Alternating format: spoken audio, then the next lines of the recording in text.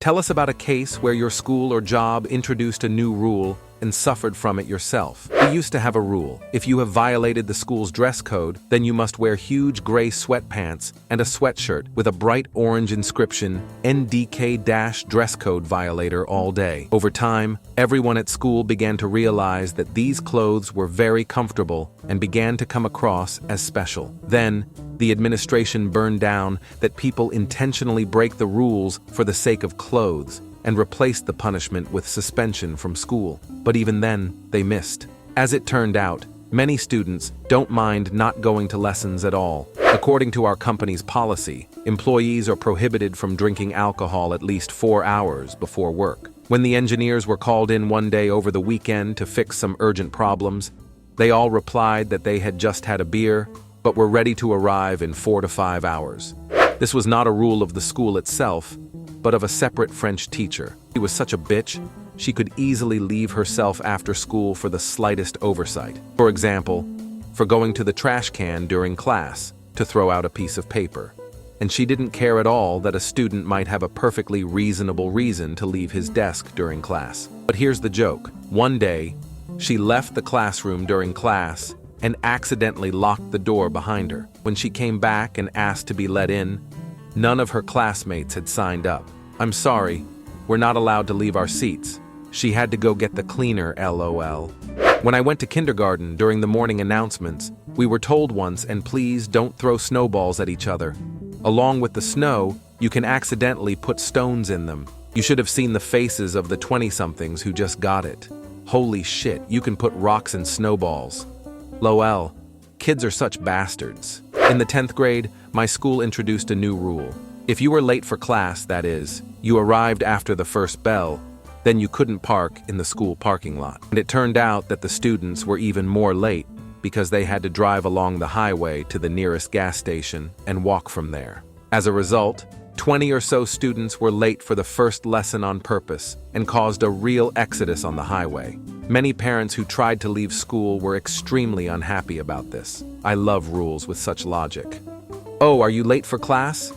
Let's make life more difficult for you as a punishment, so that you'll be even more late." This can only lead to latecomers wondering if it's worth it, and just starting to rush home. The kid gets up from his desk 3 seconds before the bell rings. I sat down right away. "The call is not for you, but for the teacher. You'll be sitting there until I let you go.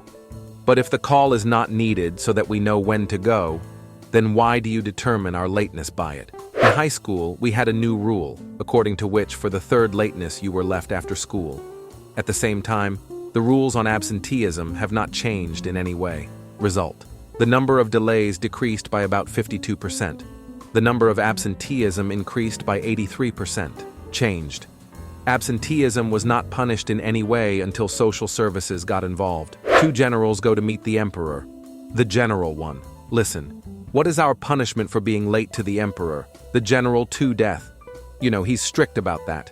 The general one: "And what is the punishment for starting an uprising?" The general: "2. Dude, are you kidding? Death, of course. Why are you asking?" General 1: "Well, we're too late." The scariest thing that really happened. I had a similar story at my old job. In order for the workers not to be late and not delay the bus that took us to the workplace, the management came up with the rule, "You are more than 5 minutes late, you work for free for the first hour." This led to the fact that if someone saw that he was a little late, he immediately went to a cafe near work and quietly had breakfast there at that hour. Zero tolerance for fighting. If you get into a fight, you get kicked out of school, without any proceedings. The school thought that this would lead to the fact that we would no longer have conflicts, but somehow not so. In practice, this freed the hands of bullies, who could now get to the small ones without fear that someone would stand up for them.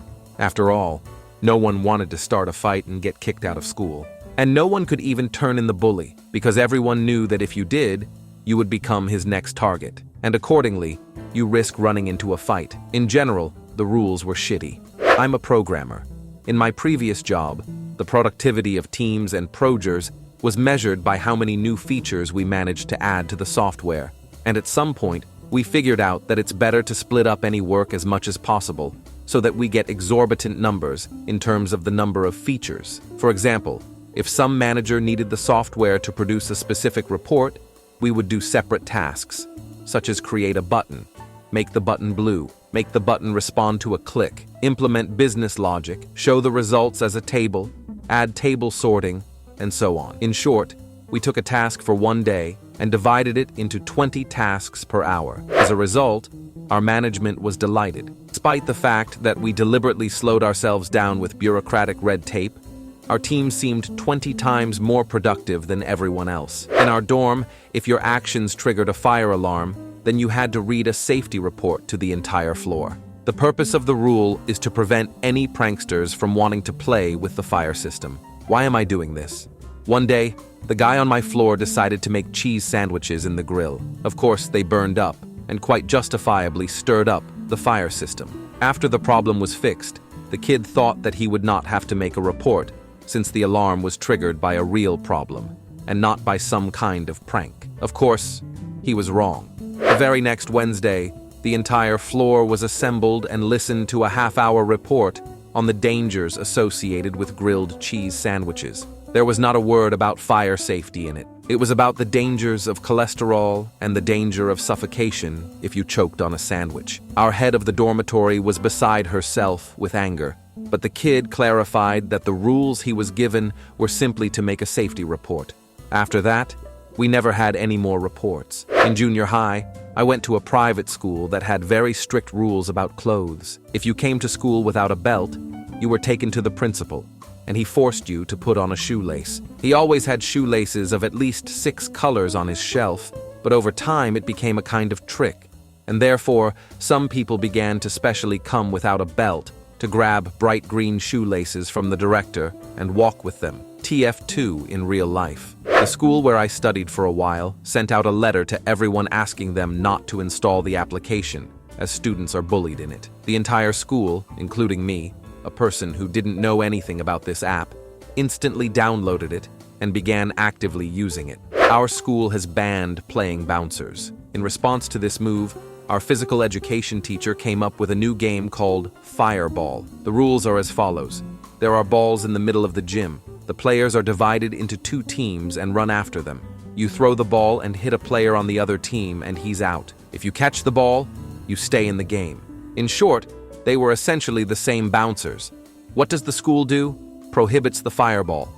The physical education teacher comes up with a new game, pinball, but it had nothing to do with slot machines. These were bouncers, plus a fireball mixed with bowling pins, which also had to be knocked out. Over time, the school stupidly gave up and lifted the ban. 5+ physical education teacher. That year, our school tried very hard to avoid the traditional prank from graduates because the graduates had overdone it a little the year before. Everyone was told not to prank anyone.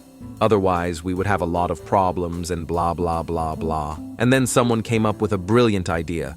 What if we stir up an anti-prank?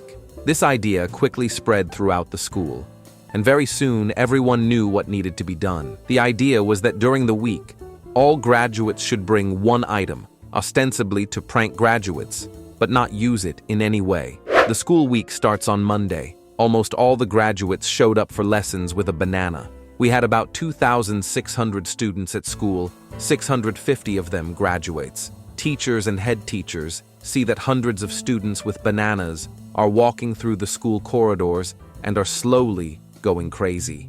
At lunch, an announcement was made that if the students did not eat or throw away their bananas, they would be confiscated. In the afternoon, the bananas were taken away from everyone. The next day was even better. The idea was for everyone to bring a healthy gallon bottle of water to class. Everyone did so. And of course, soon the announcement was made again that the school was afraid that we would do something. Therefore, they will be forced to take away our water. But this time, the graduates were already more creative. They hid water in backpacks and avoided teachers in the hallways. In general, everything is necessary to save your bottle. Unfortunately, most of the water was confiscated anyway. And the most interesting part, the whole school started writing about it on social media. Mountains of tweets and mentions reached the local news channels, TMZ, Ellen, Oprah, and so on. Everyone was talking about our school, and the context is, like, the school confiscates water and doesn't allow children to drink. There's a drought in high school. We're dying. Help, you know. And by the end of the day, the correspondents of the two news channels were reviving near our school. Anyway, we had the last laugh. After someone hit a soccer ball in the cafeteria and it flew out the window, the school administration forbade bringing balls with a diameter of more than 5 centimeters to school. As a result, after school, many went home through the woods where there was a golf course and collected a whole mountain of small balls. According to the new rules, golf balls were suitable in size and were allowed. However, they were banned a day later because 3 windows were broken in the dining room during one lunch break. In our 12th grade, one dude was suspended from lessons for wearing a headband. He had long curly hair. As a protest, all the football players at our school also wore armbands for the next 2 weeks. At the same time, girls could wear them without problems. For some reason, only boys were forbidden. None of us understood this rule. Subscribe to our channel and watch our other videos.